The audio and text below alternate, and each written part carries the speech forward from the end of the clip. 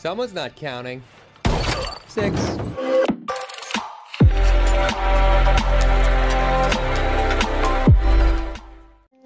Hai semuanya, kali ini saya akan menceritakan sebuah film yang berjudul Deadpool. Nah, sebelum kita lanjut ke kisahnya, mohon di-subscribe dulu ya guys. Oke lanjut. Di awal film diperlihatkan seorang pria berkostum ala Spiderman lagi menyetup mobil taksi untuk mencari bos bandit besar. Dalam perjalanan mereka mengobrol santai sambil berkenalan dan dia adalah W.D. Wilson alias Pool. Saat tiba di jalan tol, dia pun turun di atas jembatan itu untuk membuntuti bos bandit besar itu. Scene berganti, kita diperlihatkan bos bandit besar bernama Francis lagi menunggu kedatangan rekan bisnisnya. Lalu mereka mengobrol santai, lalu Francis bilang bulan depan tidak ada kiriman.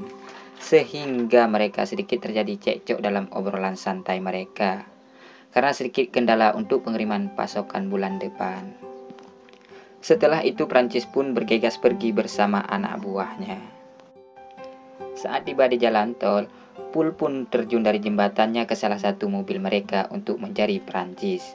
Dan pukul memukul, tembak-menembak pun dimulai.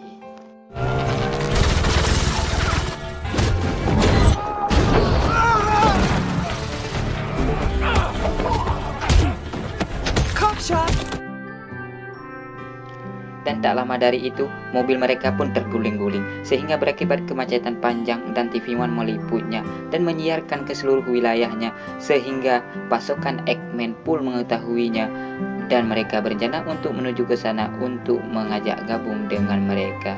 Mereka ini adalah pasukan Eggman. Dan di tempatnya Pool masih terjadi tembak-menembak. Fine! I only have... Let's count them down. Mother!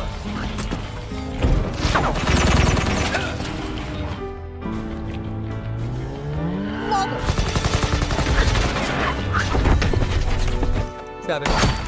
Good kid. 4.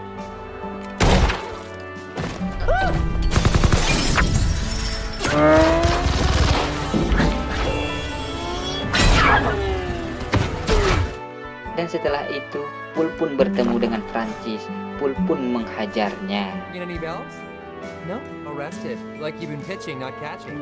Dan tak lama dari itu, pasukan Eggman datang dan Pool pun dilemparkan untuk menghentikan pemukulannya. Lalu manusia besi itu mengingatkan Pool jangan menggunakan kekuatanmu sembrono atau semena-mena. Lalu Pool pun diajak untuk bersama mereka. Dan di sini ada sedikit perdebatan antara Pool tak mau ikut dengan mereka. Saat Pool lengah, Prancis pun kabur dari tempat itu. Heads up. Be a superhero. Douchebag! And I hope you're watching. Pool pun sangat marah sama manusia besi itu. Lalu Pool pun memukulnya, tapi sayang manusia besi itu sangat kuat, sehingga tangan dan kaki Pool patah begitu saja. Lalu manusia besi itu pun memborgol tangannya untuk dibawa bersama mereka. Lalu Pool pun memotong tangan dan lompat dari jembatan itu.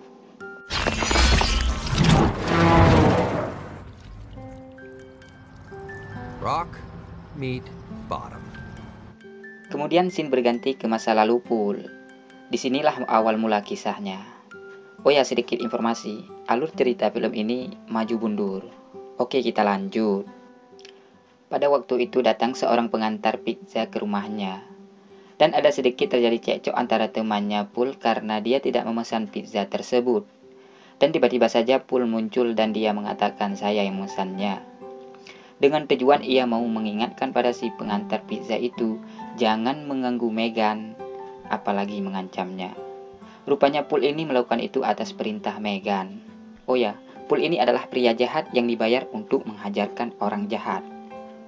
Jadi, Pool bekerja itu semua demi duit.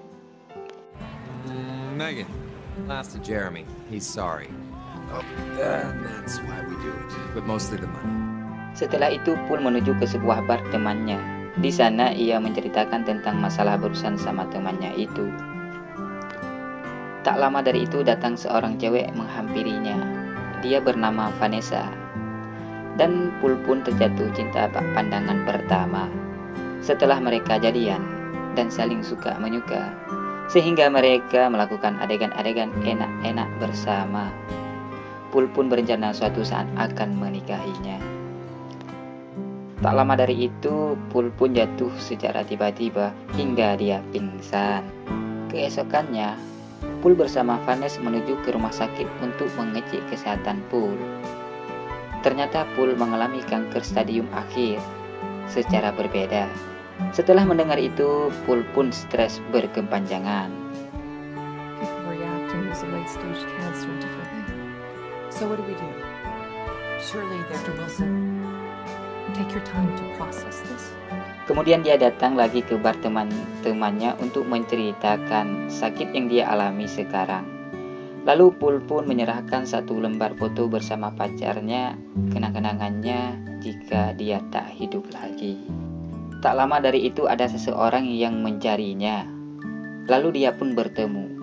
Anehnya, pria itu sudah tahu apa yang terjadi tentang diri Pul, sehingga dia menawarkan untuk menyembuhkannya. Bahkan dia akan menjadikan manusia super.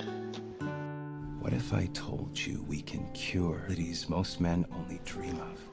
Setelah dipikir berbulan-bulan, Pul pun mendatangi tempat pria itu dengan harapan dia bisa sembuh dari kanker ini. Isn't that what superheroes do? Fuck it.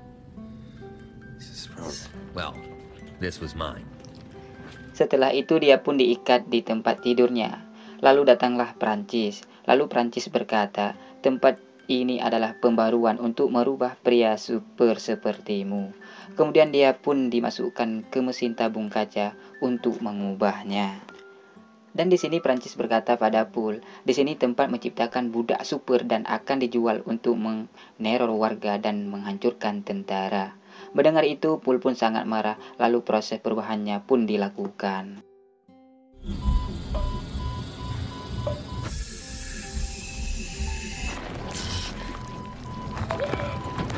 Love story?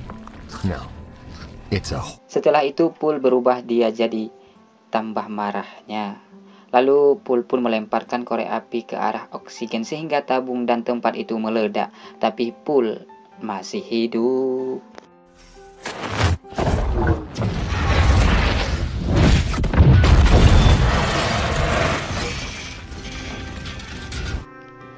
Setelah itu Prancis pun muncul untuk melihatnya. Karena Pul sangat marah, pertarungan pun terjadi.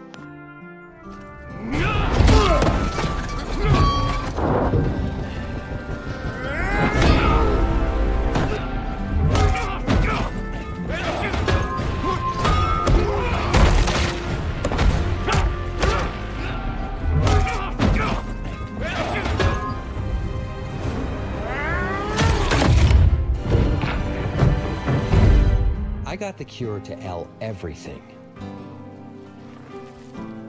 I didn't... Keesokannya, Pul mengikuti Vanessa untuk menjumpai dia.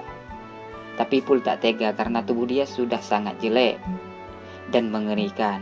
Bahkan seorang sister pun terasa risih melihatnya.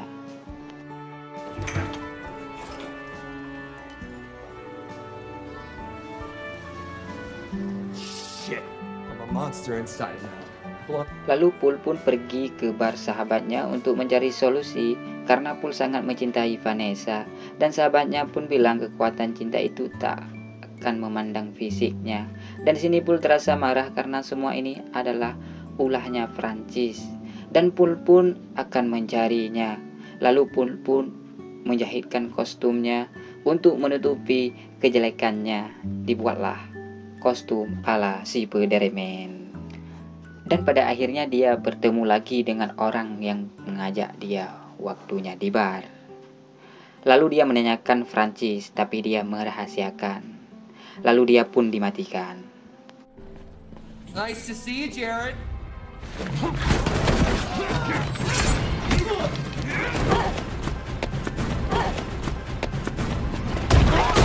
Oh, it's 89. About to be 90. Whoa, 41 confirmed kills. No. Where's your boss? I can tell you exactly. Piggy went to. Thank you, Agent Smith.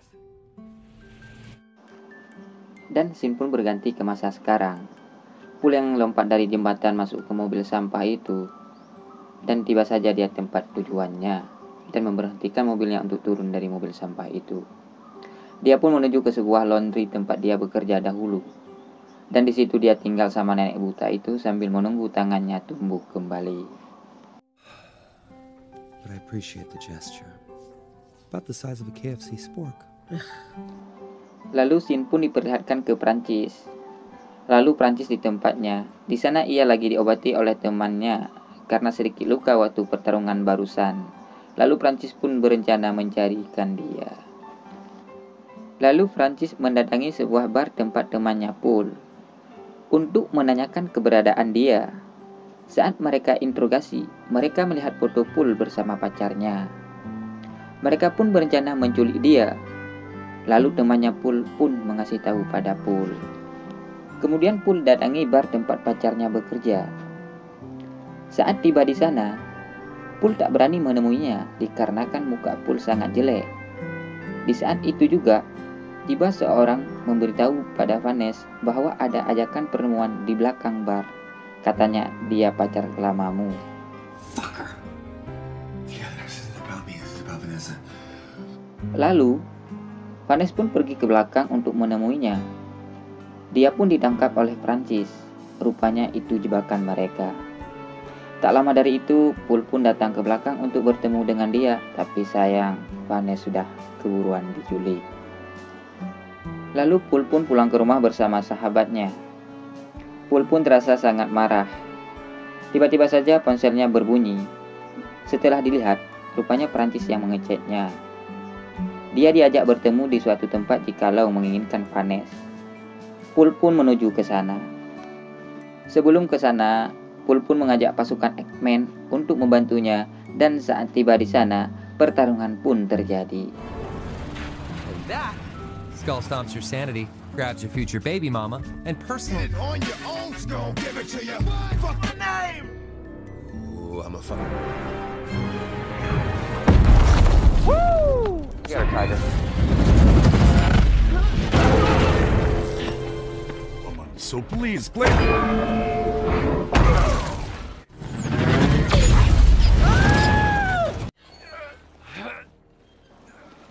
Saat tiba di atas gedung, Paul pun melihat Vanessa sudah dimasukkan ke tabung mesin pengubah manusia. Terus mesinnya pun dihidupin oleh Prancis. Mereka pun bertarung.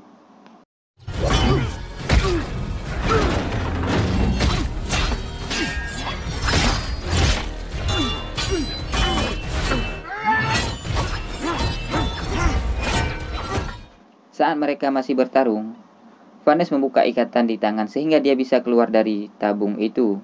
Lalu Vanessa menusuki pedang ke tubuhnya Prancis hingga ia jatuh dan pertarungan pun masih berlanjut.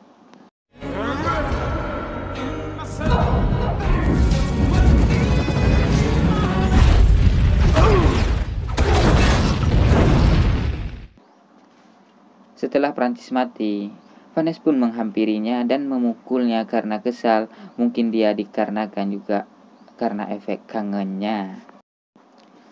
Dan tak lama dari itu, Vanessa pun membukakan topengnya. Awalnya ia sedikit terkejut melihat, tapi Vanessa tetap mencintainya. Walaupun muka Paul sudah jelek, dikarenakan wajahmu lah yang membuat diriku bahagia. Dan film pun tamat. Begitulah kisah alur cerita filmnya.